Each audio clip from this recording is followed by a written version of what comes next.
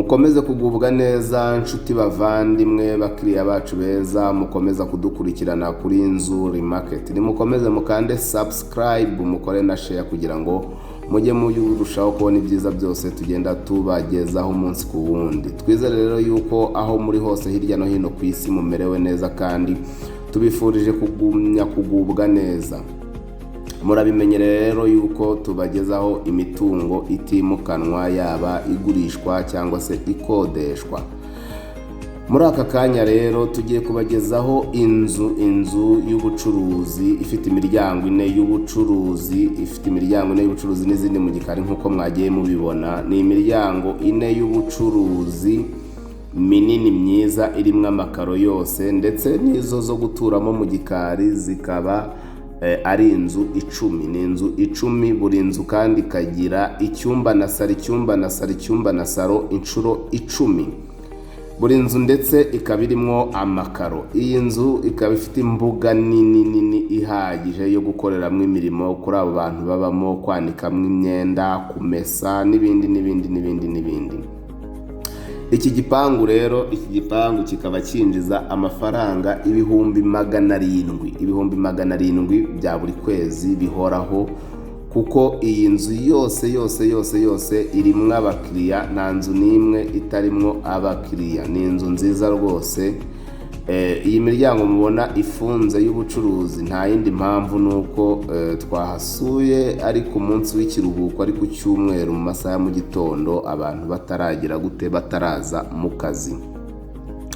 Iyi nzu rero wakwibaza utiri hehe? Iki gipangu kiri hano rwose mu karere ka Nyarugenge, mu murenge wa Gitega, kuri kaburimbo neza kaburimbo nini, hamwe rwose haba hari abakiriya batajya babura, udashobora kubura abapanga. Kurumva yuko ari mu mujyi rwagati. Izi nzu z'abaseribateri, icyumba na saro n'amakaro, murabona ko ari ahantu hari isuku, hadashobora kubura clientele. Ntabwo umukiriya ashobora kubura uko byagenda kose. Niyo mpamvu hahora huzuye. Ibihumbi 700 bidafite ikibazo ugomba kubihakura buri kwezi. Izi nzu rero uzishaka rwose turaziguhera amafaranga make cyane ku buryo utabyumva. Ni miliyoni 60 ziri negotiable, miliyoni 60 rwose. Urumva ko ari amafaranga make rwose, makeya. Miliyoni 60 ni amafaranga make kandi negotiable. Ni karibu rero, ni karibu ngwino wigurira iyi nzu, ujye wibonera ayo mafaranga rwose ya buri kwezi ahoraho. Wakunze izi nzu rero ushaka kuduhamagara kuri za nimero zacu, ndumva mumaze kuzimenyera. Ni 0788 48 67 cyangwa se kuri 0781 2 inshuro 3 Si ibyo gusa kandi ushobora kudusanga aho dukorera hano ku Muhima kuri Yamaha, ugeze muri Feruje neza usa n'umanuka ugana Nyabugogo.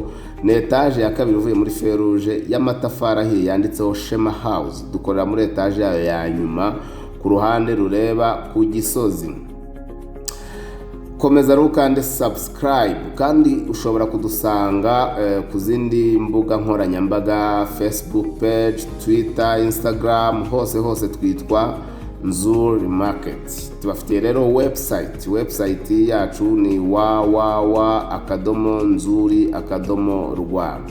Ni karibu cyane, ni karibu. Tubibutse kandi ko dushobora kumanaginga imitungo yanyu, amazu nk'aya ngaya cyangwa se manini kurushaho, za zindi rwose mukeneye abapangayi, mukeneye suivi yabo, mukeneye ko tubakurikiranira iby'imisoro, tubakorera rwose suivi y'ibyo bintu mu byo twita property management. Imitungo yanyu ikabasha kubungwabungwa no kubabyarira umusaruro mu buryo bushimishije.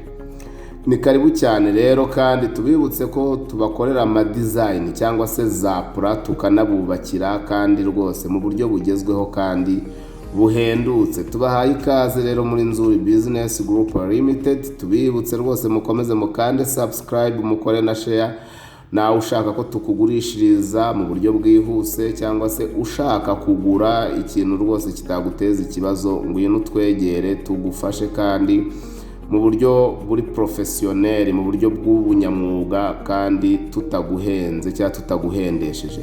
Ni karibu cyane wacu muri Nzuri Business Group, umukiriya n'umwami, turabakunda.